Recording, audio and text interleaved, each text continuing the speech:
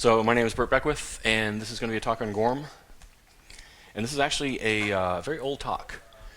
So in 2009, long time ago, I went to my very first conference as a speaker at Spring One in New Orleans, and it was pretty amazing.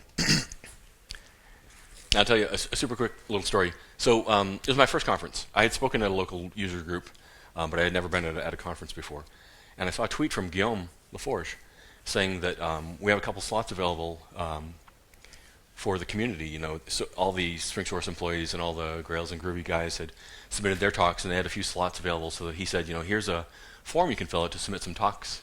And I thought, well, that'd be good. You know, I had been trying to get my employer to my previous employer to send me to Spring One, because we had used a lot of Spring and Hibernate, and Spring 2.5 at the time was the hot thing, so I really wanted them to send me there. So I sent in 2 talk suggestions, and I just rambled on. I said, you know, I've done a lot of work into the security. I've done the CG and Spring security, and I can do blah blah blah. And I've done a lot on Gorm, and I can do blah blah blah. So it was very unstructured and sort of almost like I was speaking. And they replied and said, you know, that looks good, but could you reformat that in our more standard format? So I looked up on the website of the previous years, and I looked how people tended to write those things. And while I was rewriting my 2 proposals, I came up with 3 more ideas. So I was thinking sort of like a shotgun approach, you know, just give them as many as I can, and all I needed was 1 talk accepted, and then they were going to fly me there for free and put me up in a hotel, and I can go and I can see all these amazing people. You know, if I'm lucky, maybe I can meet Graham, and I'll see all these, you know, Spring rock stars. That was in the good old days before all the amazing Spring folks left, because they got rich after the acquisition and they were all millionaires. So like a few days later, I get an email back, and they says, really sorry, Burt, unfortunately we can only accept 4 of your 5 talks. So of course I was elated. I was like, oh my god, this is so awesome, 4 talks, and I'm going to go to New Orleans, and I'm going to do all this stuff. And then a couple minutes later I was like, oh my god, I have 6 hours of material to come up with, because they have 90-minute talks. So I was like, how am I going to do 6 hours of stuff? So I get down there, everything. It was an amazing conference. So I did this. I had a Gorm talk, and it was basically 3 parts. So it was the topic that I'm going to talk about here, and then a couple other ones, and then this one ended up being a lot bigger than I expected, and it took up almost the entire time. And it was really fun because you know, this morning my keynote was at least I tried to be funny. I hope you folks thought it was funny. This is not a funny talk at all. This is a very serious and hopefully very scary talk. And it was really interesting because there were a lot of people that I knew, like in the front row. Dave Klein was right there, and Ken Cousin was right there. So all these people, and they're all like, "Oh my god!" The whole time they were just like freaking out, because I could sort of see that they were like, "Oh my god, I have to go home right now and fix all my code." Because so in the years since then, I've referenced that talk a lot, and when these ideas come up, I've given people links to the video. The video's online, and the slides are online. And I said, yeah, you take a look at it. It's a relatively short talk, and hopefully it'll help you. And what I've always said is, unfortunately, even though many years have passed, the ideas that I was talking about back then in 2009 are exactly as valid today as they were then. That's still true right now. So I was thinking that rather than pointing people at that old talk, it'd be good to sort of redo the talk and do it inside of a Grails 3 context. And I also was kind of curious, you know, if it was still, what had changed and if it was still a problem. So there's a few things that are a little bit better, but it's still bad. So the talk was not called hasMany Considered Harmful, but now it is. So I used to work for Pivotal, and I don't anymore. I'm starting to think that's not actually their real logo. I don't know where I found that. I found it in Photoshop is where I found it. Oh, GIMP. I don't use Photoshop. But so here's a link to the original talk, the old slides. And then there was a guy, Paul Woods, and he hasn't really been around very much that I've seen.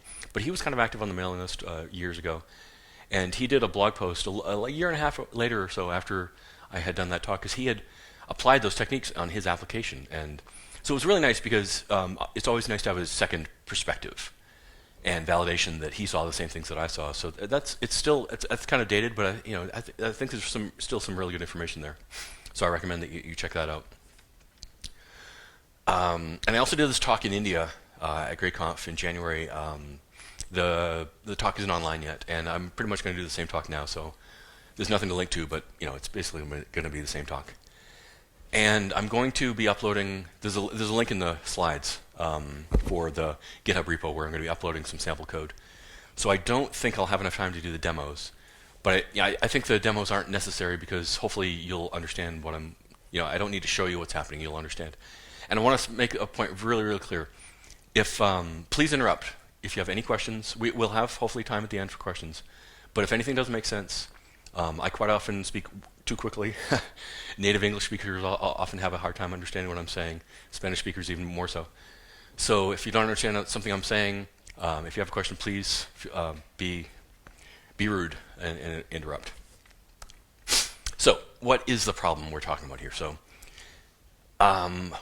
it's all about mapping collections and the performance problems that are pretty much guaranteed to happen when you use mapped collections. And we do this all the time. hasMany, one-to-many, and many-to-many. We do this all the time, right? This is really standard stuff. And you might tweak that by saying, set visits, to change it into a list visits, right? Because by default it's a set. But this should look very familiar. You guys probably, show of hands, you guys all use this, right? Of course. Why wouldn't you? It's what the documentation says to do, and no one else told you except me. No one ever told you not to. So, okay. So, library has many visits. So the idea here, and this is even more valid than it ever was, is you've got an incredibly oppressive fascist government, say like America today. And they now want to make sure that you don't have any information that could make you dangerous. So whenever you go to the library, you can't just walk into the library and look at books. Obviously, you need a library card to take out books, but they don't even want you going in there without being tracked. So you have to track your visits every time you go. And they keep this all in a big database, and at some point they're going to try to use it to kick you out of the country, even if you're a citizen, or just shoot you. So we have a domain class that represents libraries, and in a real application it would have an address and all. It would be a lot more complicated, but for simplicity's sake, we'll say it has a name, and then a library has many visits. So every library has a bunch of visits. This library has different visits. So it's one-to-many. Doesn't make sense for this to be many-to-many. So then on the visit side, we want to record the person that visited. So in a real app, that would be, of course, you'd have a person class or a user class. Here, we're just storing the name. Keep things simple. Record the date. And then to hook it back again, we make it a bidirectional relationship. And we say that the visit belongs to a library. So that does a handful of things. So by saying it belongs to, we set up a cascading relationship. So if we delete a library, Grails and Gorham will cascade the deletes for us. So it'll delete all the visits first, and then it'll delete the library. That's great, right? That's convenient, so you don't have to do that yourself. It also not only establishes the ownership relationship, but it also creates a field of type library. That's the thing to the right of the colon. And the thing to the left, by convention, is just lowercase of the class name. But that could be L, it could be lib, it could be foo. The word library on the left isn't important, but that's the variable name of the library that gets added to the class. So there's an AST transform that's applied during compilation that actually creates, this isn't metaprogramming, this isn't dynamic. There's actually a field called library in the visit class. And likewise on the library side, there's a collection of visits on the library. So it's a set by default. You can make it a list. And it's not going to be a regular set. It's not going to be a hash set or a link hash set or anything like that. It's going to be a Hibernate smart change-aware set. So it implements the set interface, but it's actually it's called a persistent set, and it's a Hibernate class. So it has the same interface as set, so it guarantees uniqueness. If we change it to a list, it'll be a persistent list. So it implements the list interface, all those methods that we expect. And the contract is that with a set, everything's unique but not necessarily ordered. And with a list, it's ordered but not necessarily unique. Right? So that's standard collection type stuff. So far, this seems like a very normal thing to do. So how do we use this? We create a library at some point. So the ... dots are really sort of, can be many days, many minutes, or almost no time in between. But at some point early in the process, we store all the libraries in the database. And then we start adding visits, right? So how do we add a visit to a library? We use add to visits. That's a dynamic method. In earlier versions of Grails, that used to be a dynamic method. It would be, there'd be a method missing, thrown, and then Grails would wire that up. Now it's actually wired into the bytecode, so it's actually there as a method. And then there's a remove from visits also, so that you can remove a visit, unattach a visit to a library. All standard stuff. So you create a new visit, set all the data that it needs, add it to the library. You don't save the visit. You save the library. The library becomes dirty because its collection changed. And then it saves the visit for you. Everything cascades. Everything's nice. Everything's great. And then a little while later, we add a different visit for a different person. We save that. Pretty cool, right? It's very object-oriented. It's very convenient. It's very groovy with lowercase g. So what's the table structure here? So this is it's either MySQL or H2. It doesn't much matter. But we have a primary key, standard auto increment primary key, and a version. By default, all Grails domain classes have an ID and a version. You can disable versioning if you want. And then we have the persistent properties in the class. So in the case of the library, there's only the one name. And then in the visit, we again also have a ID and version. And then we set up the primary key. And then there's a visit date and the person name.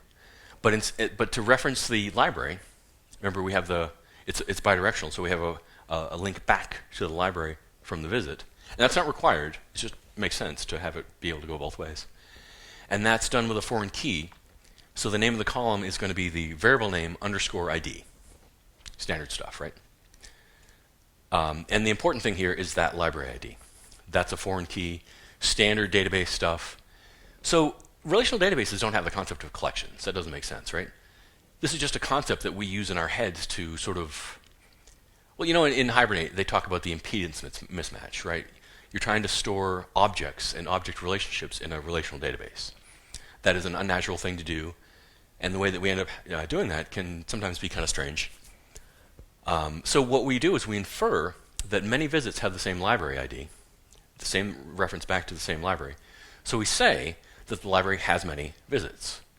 So that's a standard database terminology to use, and so that was the reason why the keyword for Gorm to trigger all this stuff is hasMany, because it's the way we talk about it anyway. And then at the bottom we have a foreign key, and maybe might have an index on the foreign key for performance, whatever. So again, so there's nothing new here at this point. So why is this bad? The collection of visits is a set, and it's an org Hibernate collection persistent set. And if you have 50 visits that you know are unique, by your application guarantees that they're unique. Because you've declared that it's a set, Hibernate doesn't know when you're trying to add the new one if it's unique. And the only way it can know that is either to do a query or to load all the instances. And because you probably will need the instances in addition to doing the uniqueness check, it'll actually load in all of the previously stored instances, and then it'll insert the new visit into the set, and it's just like a regular set. If it's already there, then it'll be a no op. It won't be added. Nothing's dirty. Nothing changes. But in our case, we know that they're all unique. So we want to add a 51st visit. So we load in the old 50. We add in a 51st item to the collection, and we save the library.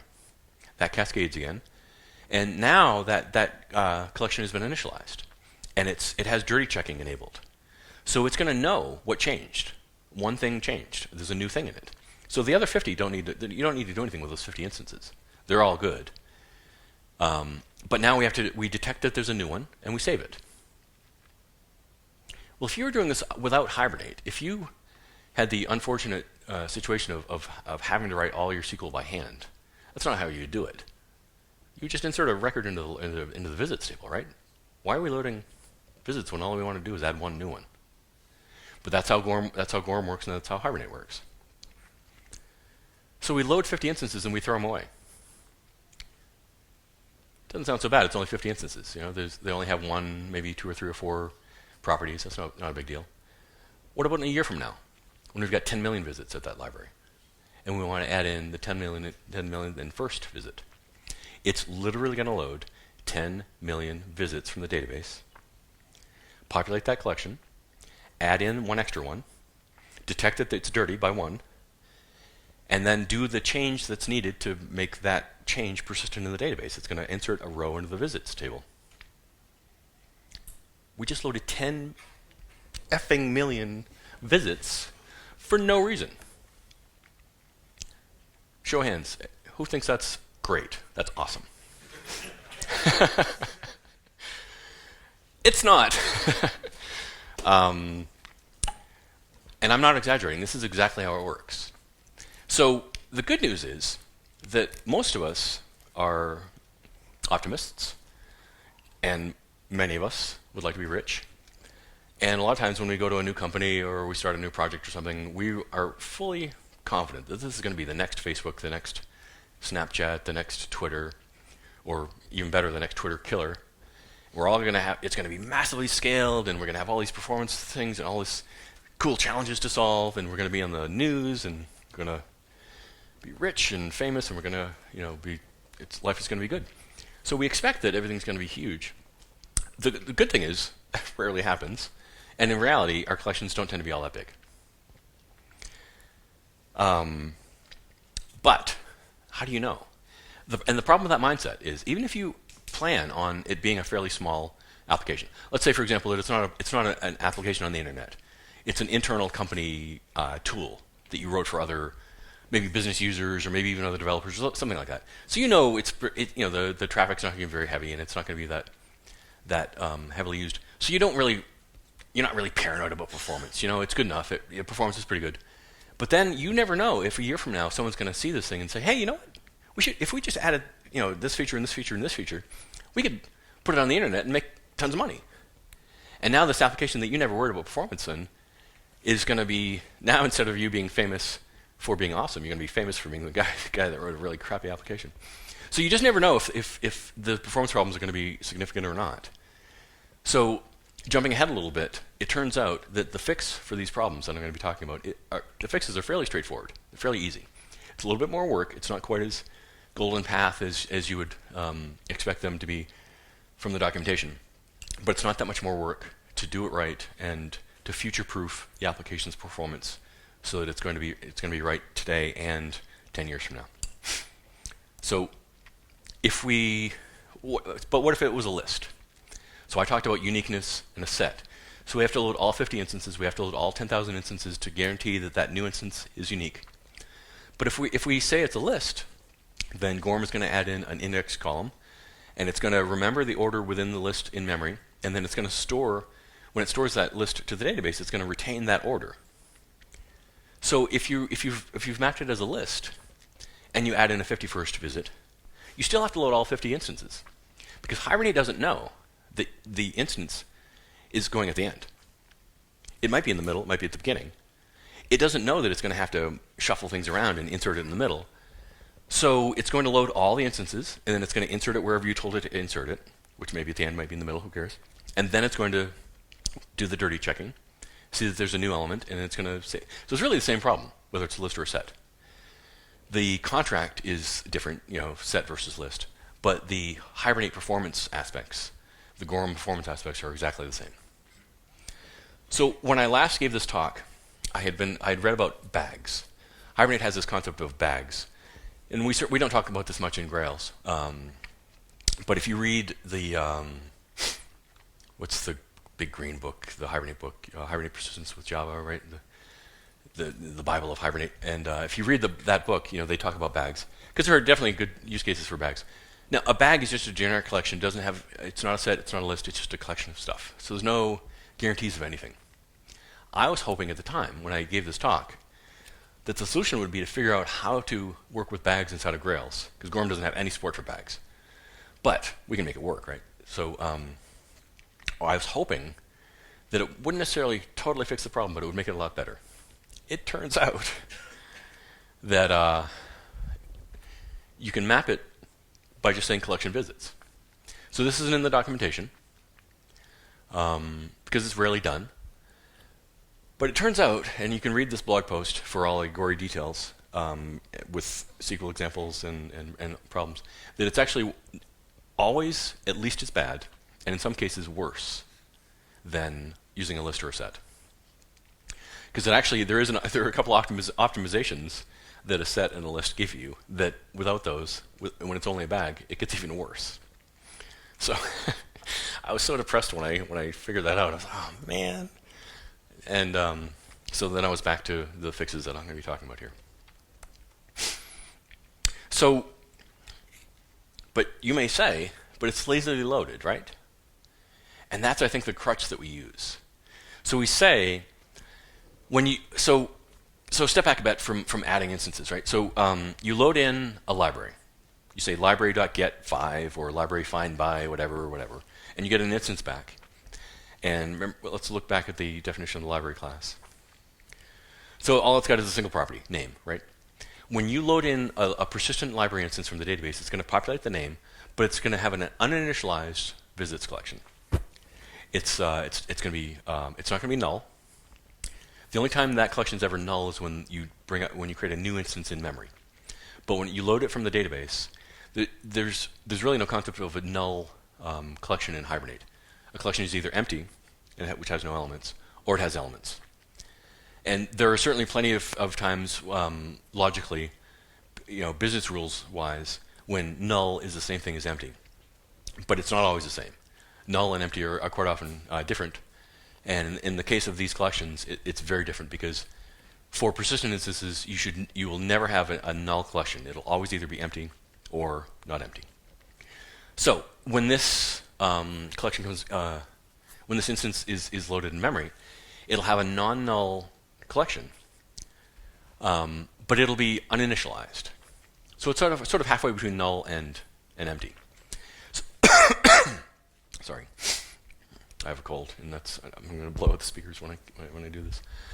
So the first time you touch the visits object in a way that requires it to go to the database to get data. So that includes looping through it, or getting any instances, or even getting the size. Anything that requires real data, so that's lazy loading, right? So if you never touch if you never query that object, then it'll only have the name, and there's no performance cost at all. But as soon as you do one thing with the visit, you add a new instance to it, you remove one from it, you get the size, you get an iterator for it or anything, then it's going to go to the database, fully populate the collection, and then you'll be ready to go. So that does help. That's a good thing. Lazy loading is great because you don't want to eagerly load all those objects every single time. Sometimes you do, but most of the time you don't. So that gives us a sort of a false sense of security because we think it's lazily loaded. So yeah, there's potential performance problems, but it's not a big deal because it doesn't always load them from the database. But it loads them from the database when it's expensive to do it, and that's why it's a problem. So you also get artificial optimistic locking exceptions. Very, very frustrating optimistic locking exceptions. Because when you modify any property of a persistent instance, the instance is considered dirty, right? Because Hibernate has dirty checking for every persistent property. And the visits collection is a property of the library class. It's a weird property because it's a collection. So it's not a single valued property. It's a property that is a collection. But it is still a property of the class. So if the collection changes, then the library itself is dirtied and will bump the version of the library. Even if nothing real in the library class has changed, if you don't change the name or any of the quote-unquote real data, if you add a new instance to the library's visits collection, that will bump the version of the library. So that's annoying because consider this. You and you both go to the library at nearly the same time. Go to the same library, two different people, two different names. And in the application, in two different sessions, we load in the collections, and then you save yours, and then you save yours, and we change. So let's say the initial version of the library instance is 5. So when you dirty it and change it, it's going to bump to 6, and when you change it and bump it, it's going to go to 7. But if you do those close enough together, you're going to get an optimistic locking exception. Now, you should only get an optimistic locking exception on the library class if you try to change the name at the same time, or some other real property. But it doesn't make any sense if you're just adding instances to a collection to throw an exception on saying that the library's been modified, but it does. So, and actually, one of the things that really motivated this talk and the research that led me to understanding the problem enough that I could do the original talk was I had a contract and I was doing some consulting, and it was mostly string security, some other stuff, but a lot of string security. And the company had they added a new feature, and the way that it was implemented was they emailed everyone in the company and said, "Hey everyone, we have this cool new feature, so click here to try it out." And what would happen is they had single sign-on with LDAP and Active Directory, so you were always logged in. So and it would, in order to access this new feature, you'd have to be granted a role that would allow you to access that. But they would just automatically grant you the role the first time you used it. So what was happening, and I'll talk about many-to-many in a bit, and the user-role relationship is a many-to-many. But what was happening was, imagine this room, every one of you clicking a link at once. So what we're going to do is we're going to load all of your user objects. We're going to you're going to store the role, the new role, and we're going to save it. Now, we're not modifying the user objects, right? We sort of are, because the user is becoming dirty because its collection gets dirty. But we're definitely not modifying the roles, right? We're granting all of you guys this new role feature 5, right? But we're not editing the role. We're not modifying the role. So we shouldn't expect a role to cause an optimistic locking exception, but that's exactly what was happening. They were filling up their disks with gigs and gigs of exceptions. That was back in the old days before we were really aggressive about trimming groovy stack traces. Remember how groovy stack traces are ugly right now? Remember what they were like 8 years ago? So they had they were crashing servers because they were running out of disk space. Because what happens, right? Wow, check out this cool new feature. Click. Oh, that didn't work. Weird. Click. That didn't work. Click. Click, click, click. Click, click, click, click. Stupid feature. Hey, is this working for you? Click it a couple times. And then, what's that smell? You smell smoke? So I was mostly working from home, and every Tuesday I would come into the office and we would talk about stuff. We would talk about planning for the next week or so. And I got there in the afternoon, and they were like, "Oh my God, Burt, we're freaking out. We're so glad you're here. Everything's going crazy." So luckily, I was, it was kind of my sweet spot. It was string security and Gorm. So it's two of the things that I'm most excited about. So luckily I was able to pretty quickly figure out what was going on and come up with a quick workaround. But it was pretty horrifying, and they were really glad when we fixed that. So beyond that, Hibernate does not like it when a collection is loaded in 2 different sessions at the same time, because it can't guarantee that it can track the things correctly. So you guys have probably seen that. It throws an exception. And the most frustrating place that happens is with Ajax. So for example, you've got some sort of JavaScript timer or some sort of an event in your UI, and you send a remote request, an asynchronous Ajax request out to the server. And so you load the library instance or the user instance, and you get its collection. And then maybe at the same time, you or even someone else loads the same collection in a different thread, a different session. And it blows up, and you get these weird exceptions. And there's absolutely nothing wrong with your Ajax call. There's nothing wrong with their non-Ajax call. But because they happened at the same time, kaboom. So there's nothing really wrong. It's just that Hibernate's going to hate this. So like I say here, it's not a performance concern, but it is very annoying, very frustrating. So I'm going to save the demos till the end. So how do we fix this? We just take up the hasMany. Remember what the name of the talk is? hasMany is considered harmful. Don't include harmful things in your code. So what happens if we delete the hasMany? And what happens if we delete the belongs to? So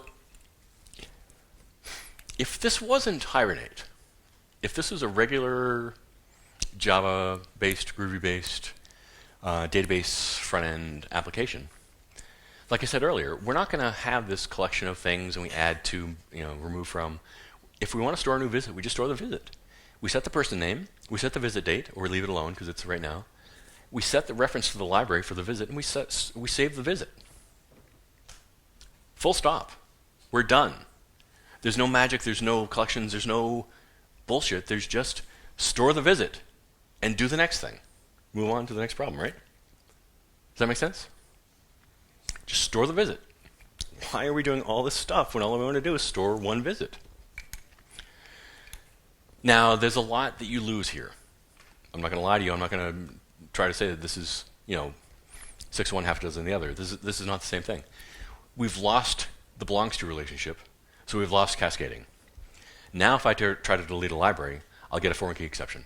If there's at least one visit attached to that library, it'll blow up because you have to delete the visits before you delete the library. And previously, Gorm was doing that for us because of cascaded deletes. Now, we've got to do it ourselves. Now, I actually think that this is a good thing. It's more work, but it's good work. The reason I say that is that now, instead of just having a method that a transactional service method that deletes the library, now I've just got to make that service method just slightly larger. Now I've got to find all the visits that are associated with that library and delete those, and then delete the library. It's not a big deal. And actually, if we step back a little bit, the old way before we fixed it was actually really bad. Because if we delete a library, we sort of think, most of the time, all I'm doing is deleting one record, one row. I don't need a transaction for that, right? Because what is the transaction best for? Of course, there's visibility things, and there's a lot of good things about a transaction, but the biggest reason we do transactions is to atomically succeed or atomically fail. So we want all the things we're changing to succeed, or if any one of them fails, roll the whole thing back. But we can easily be tricked into thinking, I'm just deleting a library. And we think, cascading, we don't even think about the visits. But in reality, we're doing a lot of deletes, potentially. Those should all be done in a transaction. So by forcing ourselves to handle cascading ourselves, we're being more honest, we're more aware of the fact, and now we can optimize that thing. We can, instead of, and to be honest, the naive approach to now deleting visits in the library is to load all the visits into memory, delete them one by one, and then delete the library. Well, that's almost as bad. Because now it's n plus 1. We're loading in n instances of visit into memory for no reason. And let's say visit suddenly has 50 columns. Now we're loading in lots of data just so we can delete the thing. All we need is the ID to delete it. So what you really want to do is a SQL statement. Delete from visit where library ID equals question mark, right? Then delete from library where ID equals whatever. So we want just 2 SQL statements, not n plus 1, but 2. So it's very easy using where queries or HQL or even SQL to very performantly, very efficiently do what we want it to do. So I argue that even though it's more work, it's better work. It makes you more responsible. It makes you a better developer. So it's a good thing. Now we've also lost the collection, so we don't have easy access to all of the visits for a library. But a lot of the time, we don't need that. We certainly need, and we'll talk about many-to-many in a bit, but we certainly need to know all of the roles for a user when we're authenticating. But we don't need to know all the users who have a role most of the time, right? Maybe for reporting or analytics or something. But for most of the time, you load the user, you load the roles, you check to see if they have the role that they need to do the thing, and then you're good. But you almost never need to know who are all the admins in the system, who are all the users in the system, who are all the super admins, and So we almost never need all the visits for a library. But what we probably need is the last 10, or this month's, or the ones that are blue, or the ones that happened at 3 o'clock, something like that. So instead of having this lazily loaded collection where we go from nothing to everything and then we filter in memory, that's really dumb, right? We want to do the querying and the filtering at the database.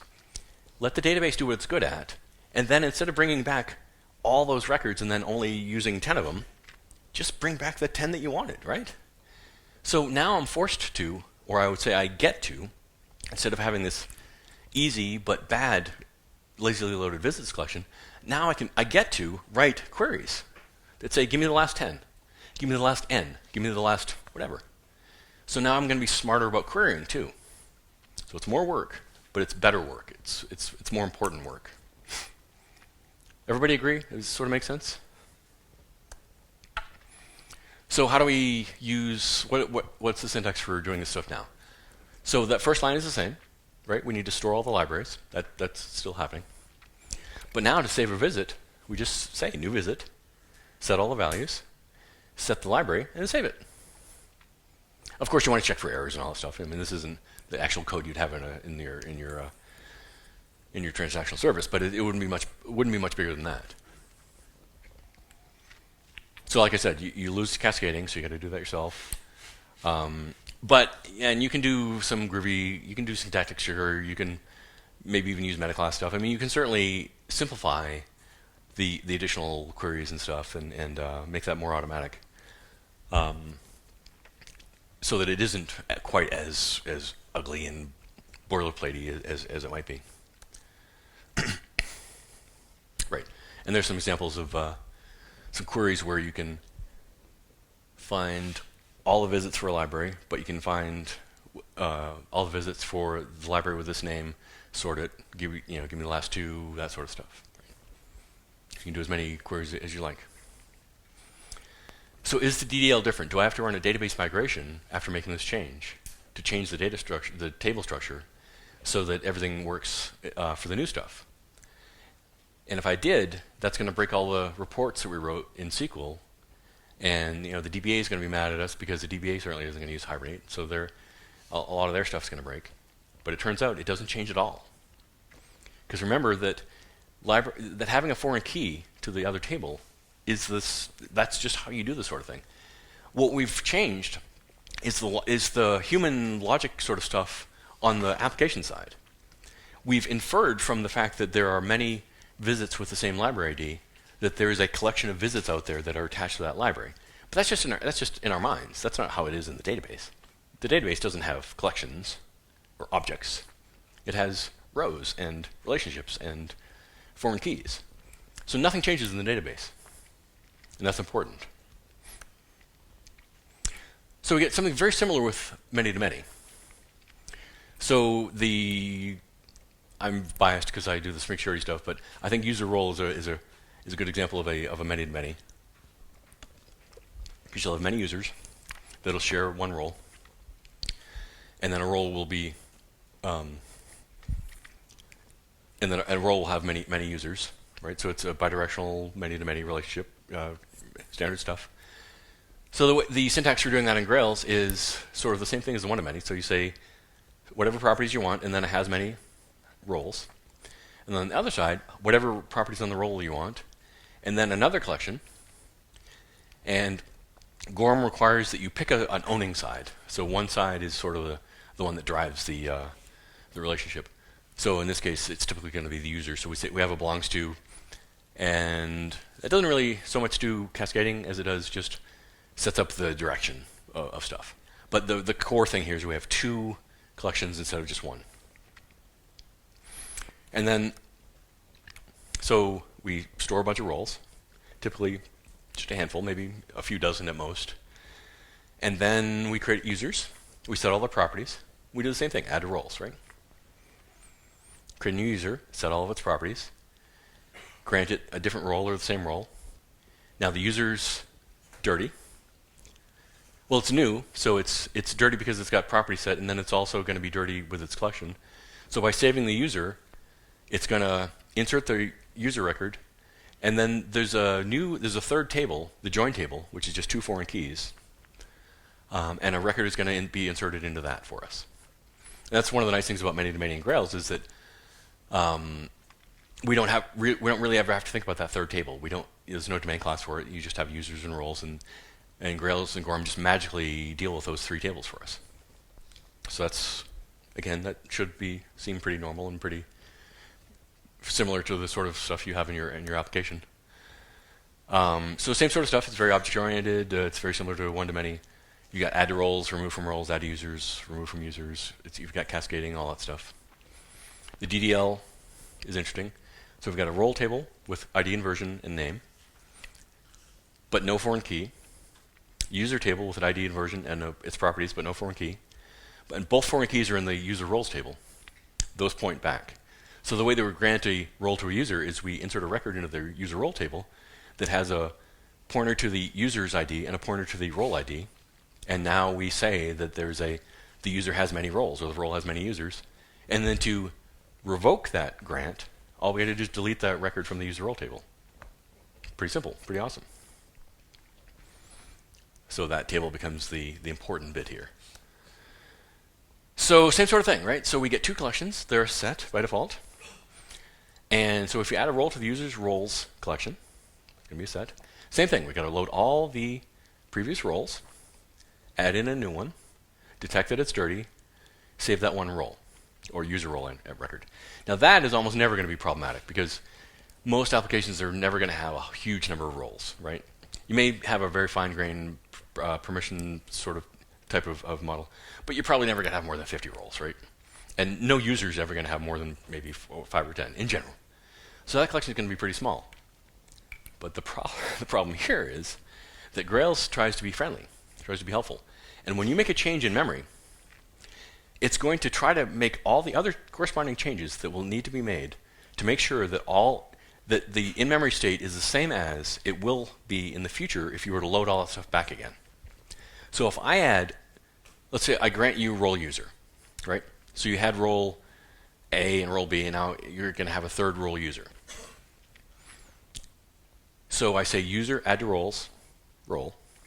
What Gorm is going to do is it's going to also add the user to the roles users collection. That's where it gets scary. Because you may only have 10 admins, but you'll have thousands of users, tens of thousands, millions of users. So if I want to add in one new user instance with role user or role admin or whatever, I got to load all the previous users from the database and that user's roles, all so that I can just add in one record into the user role table. It's twice as bad. Now we've got two potentially large collections. If we're lucky, only one of them is big and the other one's not, but they could both be huge. So it's ugly and bad, just the same thing. And the classic thing is that this is going to work great on your local machine, right? Because you're not going to have a lot of test data on your local machine. So performance is good. You don't really notice the problem. Most of us don't spend an awful lot of time looking at our SQL output, unless you're a freak like I am, and that sort of thing is interesting to you. So you don't notice the problem. And then you're like, all right, I fixed it. QA says there's no bugs. We fixed all the problems. Ship it. We go into production, and then all hell breaks loose. So how do we fix this? Same thing. We delete the collection from the user. We delete the collection from the role. And now we explicitly map that user role table.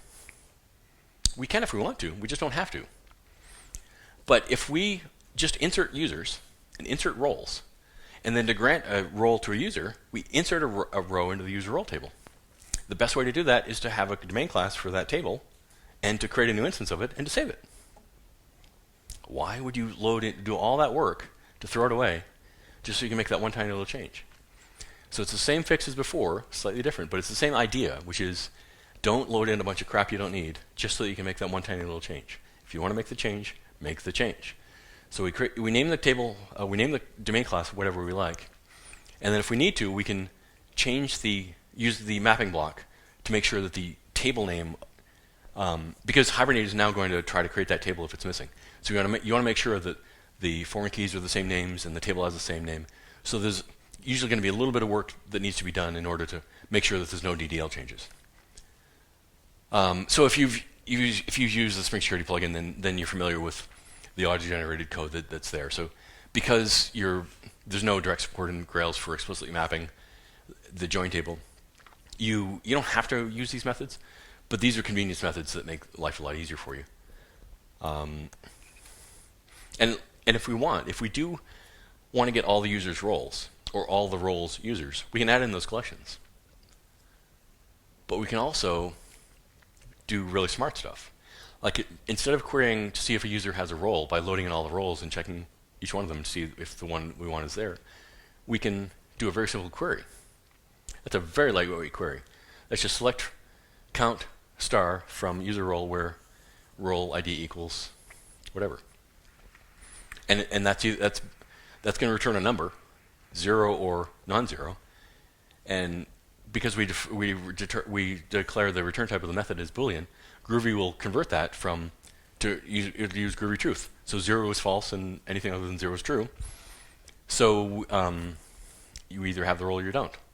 So you get to create very optimized and performant, even better queries, better solutions to figuring out your data than you would have otherwise.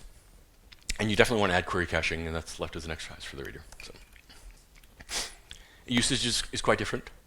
And again, to do deletes, you got to do cascading and transactions and all that stuff. But again, you should have been doing that in the first place. This sort of forces you to do it, or at least it pressures you to do it more, and it gets you thinking more about what's going on and makes you a better developer, more aware of what's going on, and hopefully it'll keep you from having future problems, because you'll be more aware of the potential for problems, because we've turned on this light and we've now, we were blind and now we see. So am I saying that you should never use map collections? Pretty much. Because like I said at the very beginning of the talk, you can think that this will never be big. The design of the application, it just doesn't make sense that this collection would ever be big enough to be problematic. But in a high performance application, even loading 50 and throwing it away, 50 and throwing it away, 50 and throwing it away, that adds up, right? And maybe you're not going to be Facebook scale, but you still want stuff to be, you want to minimize the amount of hardware you have to have, and you want to minimize the cost of running everything. You want to, make things, without going crazy. You don't want to hyper optimize, but you definitely want this stuff to be better. And like I said, I strongly believe that this is more work, but it is not significantly more work. This is not all that bad. So what's weird is, and this actually changed a little bit in Gorm, so I'm not entirely sure how it exactly works, but I think this isn't as much of a problem as it was. But with many-to-many, it's actually, you actually get an additional n+1 problem, because it used to be the case that many-to-many collections were extra lazy loaded. So a lazy loaded collection is either empty, uninitialized, or full of full objects. But an extra lazy collection is either empty and uninitialized, or loaded with proxies, which are lazily loaded themselves, and all they have in them is the ID. And so in order to get the data for any one of those instances, not only did you have to run one query to get all the IDs, but now you've got to run n queries to get the actual data for all those instances. That's terrifying. It's n+1 on top of n+1. So like I said, I will be uploading the sample code. I have an application with both versions of the code. So I did library visit and user enroll. So I've got both versions, and then the thing I have left to do is just a little write-up. So I've got the sample code, but I want to say, run this and look at the SQL, run this, look at the SQL, change this, and then look at the better SQL, and hopefully it's better, So I will tweet sometime, hopefully soonish. But you've got the URL, so you can check that. And please, if I forget and if I blow this off, feel free to bug me on Slack or Twitter or something and remind me to do this, because I really want you guys to be able to see this stuff for yourself and then apply this to your application, because you're probably harming your application and you don't even know it. So you get to be heroes when you go back to fix your applications on Monday. So this is out of date at this point, but if you're still stuck on Grails 2, buy this book and it'll help you make your performance better. Gracias, and thanks for coming.